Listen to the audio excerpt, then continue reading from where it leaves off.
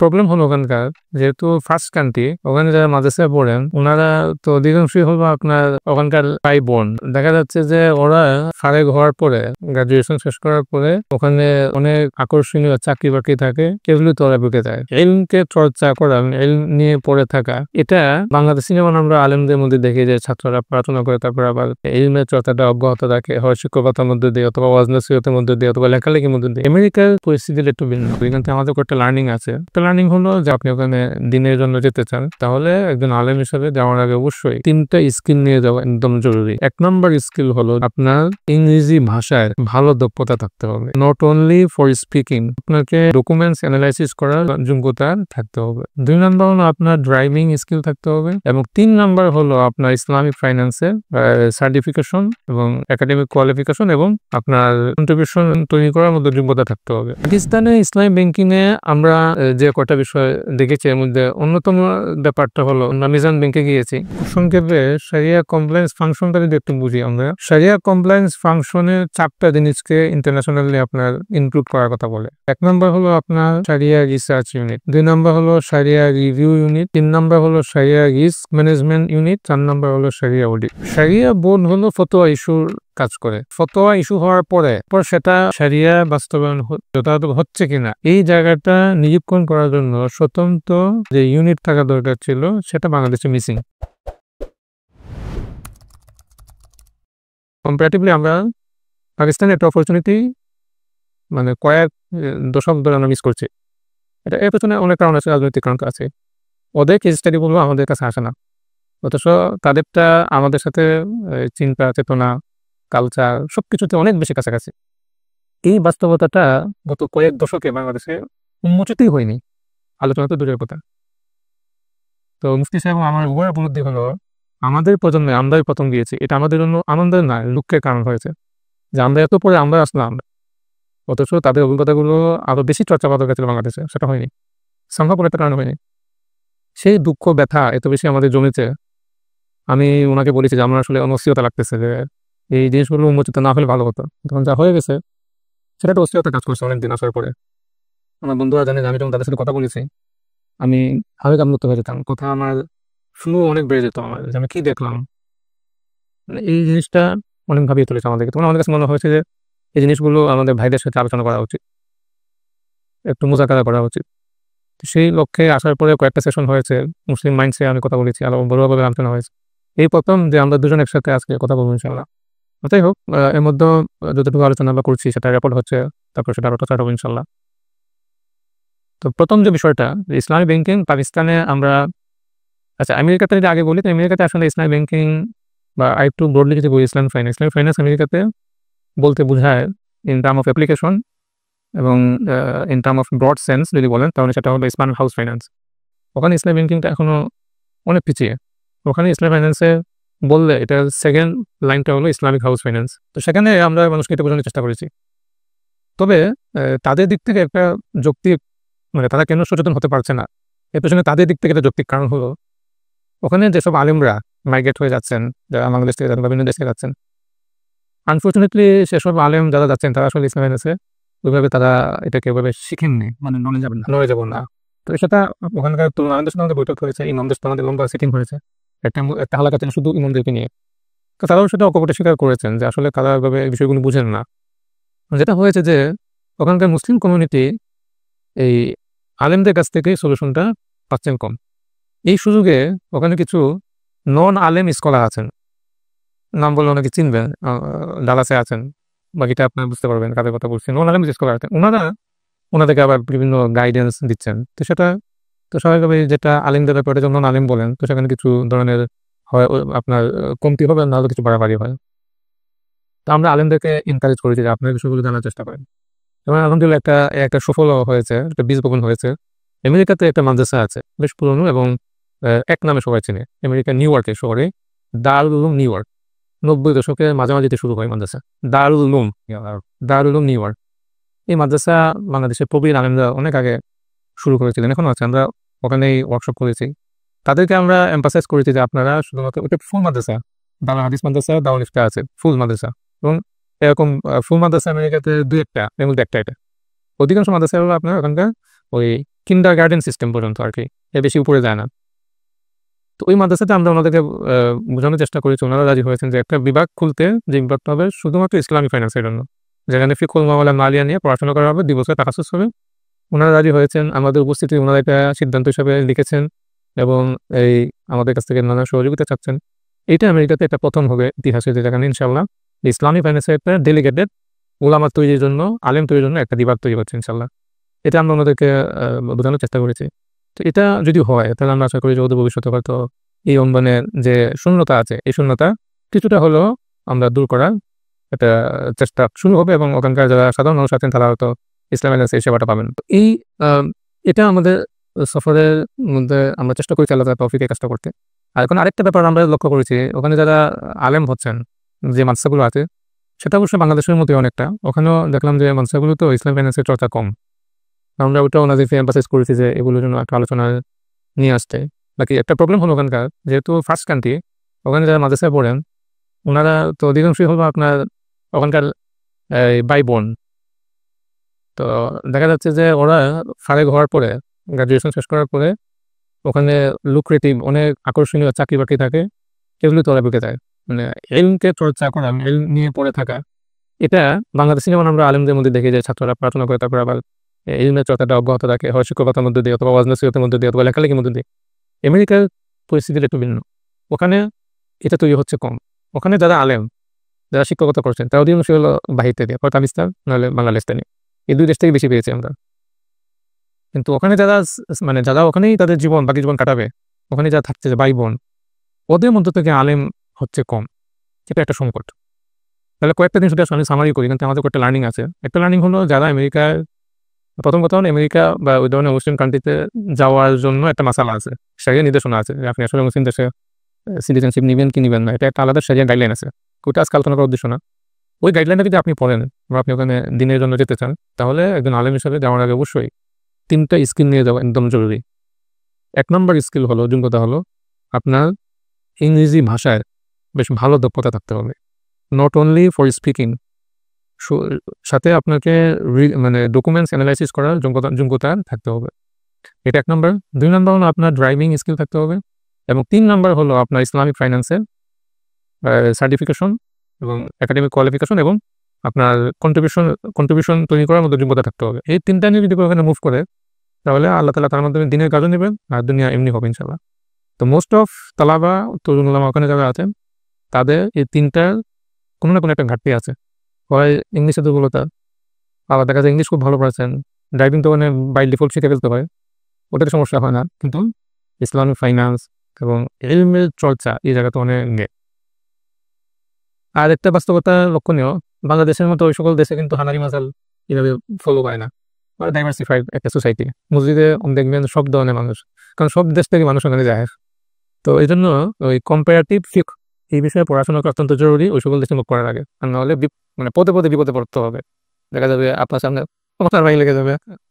এই জন্য কম্পারেটিভ ফিক এটা অবশ্য বাংলাদেশে আমরা চর্চা শুরু করেছি আলহামদুলিল্লাহ।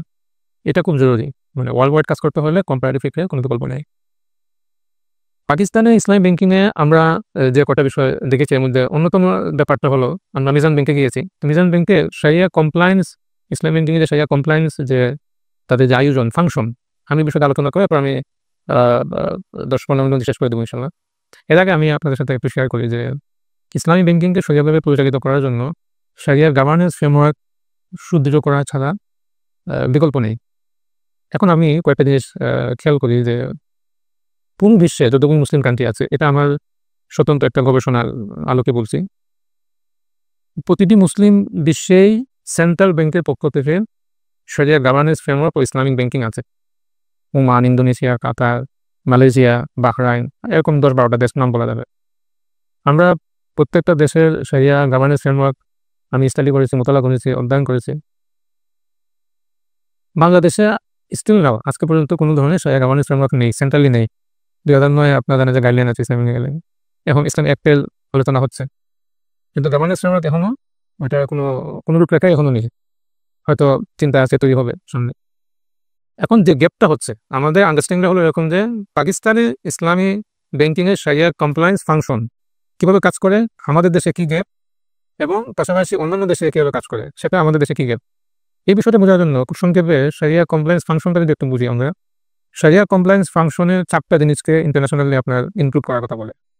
1 নম্বর হলো আপনার শারিয়া রিসার্চ ইউনিট, 2 নম্বর হলো শারিয়া রিভিউ ইউনিট, 3 নম্বর হলো শারিয়া রিস্ক ম্যানেজমেন্ট ইউনিট, 4 নম্বর হলো শারিয়া অডিট। এই 4টা জিনিস নিয়ে শারিয়া কমপ্লায়েন্স ফাংশন তৈরি হয় পুরো ওয়ার্ল্ডে। ইসলামী ব্যাংকিংয়ের জন্য 4টা ফাংশন জরুরি। এই 4টাই হলো ইন্টারনাল শারিয়া ফাংশন। আমাদের বাংলাদেশে আমরা শুধু 2টা জিনিস আমাদের সামনে পড়ে। কেন বাংলাদেশে ইসলামী ব্যাংকিং শারিয়া পরিপালনে পিছিয়ে আছে? এটা আসলে শুধু ওই যে টাকা লুটপাট করলো এসারণ দায়ী না। এখানে অনেক সময় মিসআন্ডারস্ট্যান্ডিং হয়। ওর দায়ী ঠিক আছে, কিন্তু ও সব কিছুর জন্য দায়ী না। ওর দায়টা এক জায়গায় আছে। ওর আগে কি ছিল? 2017 আগে কি ছিল? তো ও তো তখন ছিল না। হ্যাঁ, তো যে কোনো মানে ওদের দায় আছে, বাট আমাদের ইন্টারনাল ইনফ্রাস্ট্রাকচারে কিছু দায় আছে। সেই দায়টা হলো আমরা শারিয়া কমপ্লায়েন্স ফাংশনটা আমাদের দেশে সুদৃঢ় না। এটা যে কোনো প্র্যাকটিশনার এর সাথে দ্বিমত করবেন না বলে আশা করি আমরা।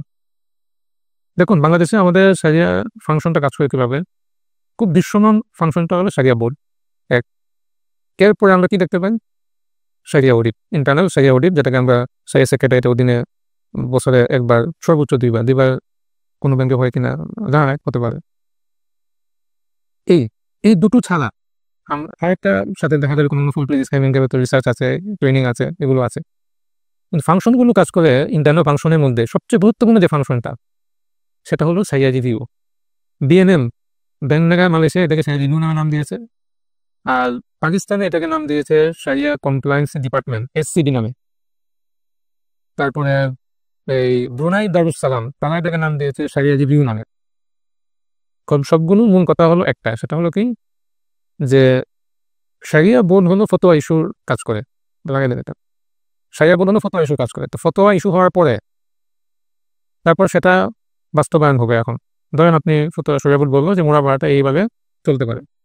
এটা বিন্যাসটা এখান থেকে হবে না, আমি আরেকটা বিন্যাস হবে, এটা বলতেছি একটু পরে। তো এরপরে যখন সেটা বাস্তবায়নে যাচ্ছে, তো ডে টু ডে শারিয়া বাস্তবায়ন যথাযথ হচ্ছে কিনা এই জায়গাটা নিরীক্ষণ করার জন্য স্বতন্ত্র যে ইউনিট থাকা দরকার ছিল, সেটা বাংলাদেশে মিসিং। এটা মানে বলতে কোনো দ্বিধা নেই, ওটা সত্য একটা কথা যে শারিয়া কমপ্লায়েন্স ইউনিটটা নেই আমাদের বাংলাদেশে। শারিয়া রিভিউ বলতে পারেন, এটা নাই। এখন বাংলাদেশে তাহলে কি হয়? বাংলাদেশে নর্মালি আপনার প্রোডাক্টটা ইন্টারনাল টিম প্রোডাক্ট ডেভেলপ করে, আপনার এই পিপিটি তৈরি করে, ইন্টারনাল টিম তৈরি করে। ইন জেনারেল যারা আপনার কনভেনশনাল প্রোডাক্ট তৈরি করতো, ওরাই আপনার এখানে ইসলামী প্রোডাক্ট তৈরি করে। এখন ওরা তৈরি করার পরে সেটা আপনার মুরাকিব প্রধান যিনি সেক্রেটারি ওনার কাছে আসেন, উনি এসে শরিয়া বোর্ডে তুলেন, শরিয়া বোর্ডে তাকে পারমিশন করলে এরপর সেটা বাস্তবায়নে চলে যাচ্ছে। এখন কথা হলো, এই যে বাস্তবায়নটা হচ্ছে, এটাকে ডে টু ডে কে আসলে রিভিউ করতেছে? এখানে সেই সিসি ক্যামেরাটা কোথায়? এই সিসি ক্যামেরাটা নাই এখানে। কি হয়? বছরে একবার এটা রিভিউ করা হয়, যেটাকে আমরা শরিয়া অডিট বলি ইন্টারনাল, যেটা আমাদের মুরাকিব ভাইরা করেন, ঘুরে ঘুরে বছরে একবার বিভিন্ন ব্রাঞ্চে করেন। ইন্টারন্যাশনালি এই শরিয়া অডিটটাকে বলা আপনার পোস্ট ওয়ার্ক, অনগোয়িং কাজ এবং প্রি ওয়ার্ক, 3টা লেভেল এখানে, pre work, ongoing, post work. তো প্রি ওয়ার্কটা কে আসলে দেখছে? খুব দুঃখজনকভাবে বাংলাদেশে প্রেক্ষাপটে প্রি ওয়ার্কটা দেখার জন্য আলাদা এবং সুশৃঙ্খল কোনো ব্যবস্থাপনা নেই। ইন্টারন্যাশনাল প্র্যাকটিসটা হলো প্রি ওয়ার্কটা দেখবে sharia research unit, sharia research unit দেখবে প্রি ওয়ার্ক, এবং শারিয়া রিস্ক ম্যানেজমেন্ট সেও আপনার কিছুটা প্রি ওয়ার্কের কাজ করে। তারা আসলে পাকিস্তানে আবার ওই প্রোডাক্ট ডেভেলপমেন্টের জন্য আলাদা আপনার পিডি নামে আরেকটা বিভাগ করা করেছে। দারুস সালাম গুনায় ওরা পিডিকে আপনার শারিয়া রিসার্চের অধীনে ঢুকিয়েছে, এবং মালয়েশিয়া ওরা আপনার পিডিকে আপনার শারিয়া রিসার্চের অধীনে ঢুকিয়েছে। এটা এত সমস্যা নেই, এটা হলো একটা মানে ব্যবস্থাপনার দোষ। কিন্তু থাকতে হবে আপনার আলাদা একটা ইন্তেজাম থাকতে হবে যে কে আসলে প্রোডাক্ট তৈরি করবে, শারিয়া প্রোডাক্ট। তো শারিয়া রিসার্চ থেকে যখন সেটা তৈরি হয়, সেটা আপনার শারিয়া রিস্ক ম্যানেজমেন্টের কাছে আসে, সে তার শারিয়া রিস্ক অ্যানালাইসিস করে, দেন এরপর যায় কোথায় এটা, এরপর সেটা চলে যায় আপনার শারিয়া বোর্ডের কাছে। শারিয়া বোর্ড অ্যাপ্রুভাল দেওয়ার পরে এরপরে কাজটা হলো শারিয়া রিভিউ, অনগোয়িং রিভিউতে চলে আসতে হবে। অনগোয়িং রিভিউ হচ্ছে পোস্ট ওয়ার্ক হিসাবে বছরে একবার অ্যানুয়ালি যুক্ত হবে শারিয়া অডিট। এই যে প্রসেসটা, যেটাকে ইন্টারনাল শারিয়া কমপ্লায়েন্স ফাংশন বলে, বাংলাদেশে আসলে এটা ওইভাবে সুশৃঙ্খলভাবে পরিচালিত হচ্ছে না।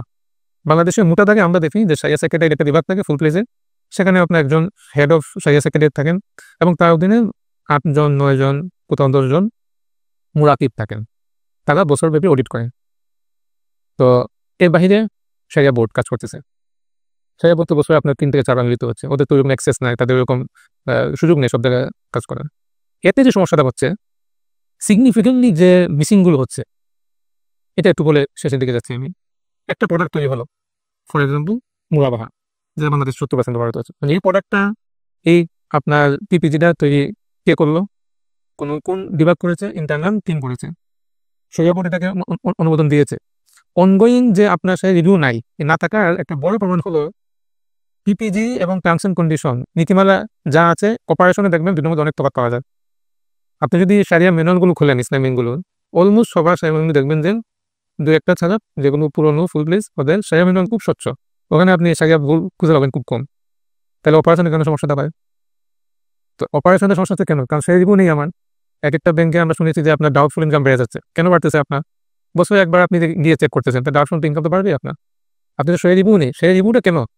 Share review, share risk management এগুলো এই জন্যই ছিল যেন আপনার ব্যাংকের সুনাম অক্ষুণ্ণ থাকে, ব্যাংকের ডাউটফুল ইনকাম কম হয়, ব্যাংকে আপনার গ্রাহকদের স্বার্থ যেন আপনার সুরক্ষিত থাকে। তো এই বিষয়গুলো আপনার এই মিসিং।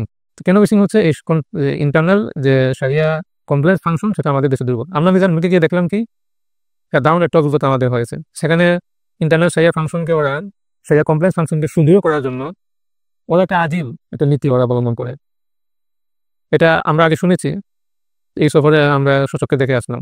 এটা বলে শেষ করে দেবো, সেটা হলো সারিয়া কমপ্লায়েন্স ডিপার্টমেন্ট, যেটাকে আমি বললাম সারিয়া রিভিউ, বিভিন্ন দেশে ওটাকে সারিয়া রিভিউ বলে। ওইটা ওই ডিপার্টমেন্টের অধীনে অনেক অনেক অনেক একটা টিম আছে স্বতন্ত্র। ওই টিমে একজন হেড আছেন। ওই হেডকে আপনার ওই হেড হলো আপনার সারিয়া বোর্ডের একজন সদস্য। ওদের নিয়মটা হলো এরকম যে সারিয়া বোর্ডের একজন সদস্যকে প্রেসিডেন্ট সারিয়া মেম্বার হিসেবে রাখতে হবে। সারিয়া বোর্ডের একজন সদস্য আবাসিক সার্বক্ষণিক এজ এমপ্লয়ি, উনি ব্যাংকে চাকরি করবেন।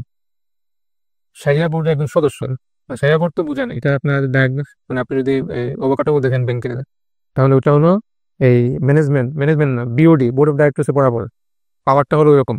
তো সারিয়া বোর্ডের একজন, তার মানে সে বিওডি পর্যায়ের মতো তার মর্যাদা, উনি সরাসরি ব্যাংকে অফিস করবেন। ওনার আলাদা চেম্বার আছে, আমরা দেখেছি।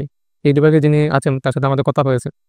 ওনার অধীনে একটা টিম থাকে যারা এই অনগোয়িং সারিয়া রিভিউগুলো করে, কমপ্লেক্স ফাংশনগুলো দেখে। উনি মুফতি সাহেব এবং উনি দারুণ করাচির থেকে গ্রাজুয়েশন কমপ্লিট করেছেন, তরুণের মুফতি সাহেব, দীর্ঘদিন ওখানে কাজ করতেছেন। তাহলে এই যে ওদের নিয়ম, সেন্ট্রাল ব্যাংকের নিয়ম, এটা যে সারিয়া বোর্ডে একজনকে এইভাবে আপনার নিয়োগ দিতে হবে। আমাদের দেশে কি হয় খেয়াল করেন, আমাদের দেশে সারিয়া বোর্ডে যিনি সেক্রেটারি থাকেন ওনাকে বলা হয় যে ফুল প্লেস ইসলামী ব্যাংকগুলোতে যে আপনি মাঝে মধ্যে যাবেন, দেখবেন উনি মাঝে মধ্যে যান বিকালে বা কোনো এক সময় ওনার মন চলে গেলেন না। তো সারিয়া বোর্ড থেকে সরাসরি ওভারভিউ অবজারভেশন এগুলো তো হচ্ছে না। ইন্টারনাল যারা আছেন ওনারা তো কনফ্লিক্ট অফ ইন্টারেস্টের মধ্যে দিয়ে দিতে, ওনাদের আপনার একটা এই কি থাকে, কি ওটাকে, ওনাদের একটা বিজনেস টার্গেট থাকে, ওনাদের প্রমোশন থাকে, কত কিছু থাকে। কিন্তু এই ডিপার্টমেন্টটা যেটা পাকিস্তানে দেখেছি, ওরা সব কিছু থেকে কোনো কনফ্লিক্ট ইন্টারেস্ট নেই ওদের কাজই সরিয়ে নিয়ে গেছে, কোনো টার্গেট নেই ওদের। তো আমরা যে ইন্টারনাল প্রোডাক্ট তৈরি করছি আমরা, এগুলো সব কিছুর সাথে কিন্তু বিজনেসের একটা একটা টার্গেট লাইন থাকে, এটা কনফ্লিকশন তৈরি করে সারিয়াকে, তখন অনেক সময় সমস্যা হয়। ফর এক্সাম্পল একটা উদাহরণ দিই, আপনি যখন অডিট রিপোর্টটা নিয়ে আসলেন, এই রিপোর্টে দেখা গেল আপনার একটা লট অফ অ্যামাউন্ট আপনার পোর্টফোলিও, কারণ এটা যদি আপনি দেখান তাহলে দেখাতে গেলে আপনার প্রমোশন আটকে যেতে পারে। তো এই জায়গাগুলোকে যেন আপনার ওভারকাম করা যায়, এগুলো যেন স্বচ্ছতার সাথে যায়, এর জন্য একটা ইউনিট দরকার যারা আসলে এগুলো চেয়ে দেয়। ওদের কোনো টার্গেট নাই, বিজনেস টার্গেট নাই, ওরা শুধু সরিয়ে নিয়ে কাজ করবে, সরিয়ে চেক করবে।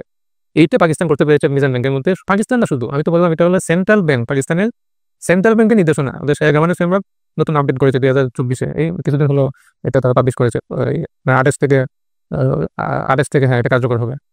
তো সেখানে আপনার বলা আছে এগুলো, তো এটা আমাদের দেশের রুলস। আমি ওই জন্য শুরুতে বলেছিলাম যে বাংলাদেশে ইসলামী ব্যাংকিং ইন্ডাস্ট্রিকে অগ্রসর করার জন্য, আরও বেশি অগ্রসর করার জন্য আমাদের সবচেয়ে বেশি সহজ গ্রহণ করা পাকিস্তানের কেস স্টাডিগুলো। এটাকে যত বেশি আমরা ওপেন করতে পারবো এই ডিসকাশনগুলোকে, পাকিস্তানের সাথে আমাদের যত বেশি মত বিনিময় হবে, বাংলাদেশের কালচারের সাথে অনেক বেশি মানুষ হয়ে বাংলাদেশের সামগ্রিক কালচার, ইসলামিক ব্যাংকিং কালচারটা, এটাকে অগ্রসর করা সহজ হবে। একটু তো আছে আপনার স্কুল অফ থটের দিক থেকে চিন্তা করেন, ওটা খুব কাছাকাছি, অন্যান্য দেশের তুলনায় এটা কাছাকাছি, মানে মানসিকতাও কাছাকাছি আমাদের। সেই জন্য ওদের প্র্যাকটিসগুলো আমাদের সামনে আলোচনা বেশি হওয়া উচিত। অন্যগুলোকে অবহেলা করছি না, সবগুলোই আপনার ভালো, সব জায়গাতে নেওয়া যাবে, বাট সহজ যেটা, ইসলামে তো আপনার সহজটাকে গ্রহণ করতে বলেছে, সহজটা হলো এটা। শেষ করে দিচ্ছি আমার কথা সামারি করে, মূল দুটো জায়গায় সামারি করবো। একটা হলো যে আমাদের যারা তালেব ইলম ভাইয়া রাখছেন, যারা আসলে আমরা এখনো নবীন শিখছি, তাদের আসলে ভবিষ্যৎ টার্গেট থাকা উচিত যে এখনকার সময়টা আসলে ইসলাম ফাইন্যান্স, আমরা যারা পড়াশোনা করছি ওদের ভবিষ্যৎটা ইসলাম ফাইন্যান্সের দিকে যাচ্ছে, এটা আজ হোক কাল হোক ওই দিকে যাচ্ছে এখন। আমেরিকাতে আমরা দেখেছি আলোচনা এখন যত দিন যাচ্ছে তত তীব্র হচ্ছে আলোচনা, কনফারেন্স হচ্ছে আন্তর্জাতিক পর্যায়ে আমেরিকার মতো জায়গায়। এটা আপনার আমি আমেরিকা হলো একটু ইসলামের আছে, আপনার ইউকের তুলনায় ইউএস হলো একটু রক্ষণশীল, এরপর সেখানে কনফারেন্স হচ্ছে, দিন দিন ডিমান্ড সেখানে গ্রো করতেছে। অতএব এটা একটা বড় আমাদের তালেব ইলম যারা আছি আমরা, আমাদের জন্য ফিউচার একটা অপরচুনিটি, যেই জায়গাতে আমাদের নিজেদের মেধা নিজেদের পড়াশোনার অগ্রসর করা, এবং সেই লক্ষ্যে মার্কাজুদ্দিন আসাদ ইকতিসাদ ইসলামী কাজ করে যাচ্ছে আলহামদুলিল্লাহ। সেখানে আপনাদের সহযোগিতা আমাদের কাম্য। আর দ্বিতীয় মেসেজটা হলো যে আমরা যারা প্র্যাকটিশনার আছি আমাদের জন্য এই পাকিস্তানের কেস স্টাডিগুলো এটা আরও বেশি ডিসকাশনে নিয়ে আসা উচিত।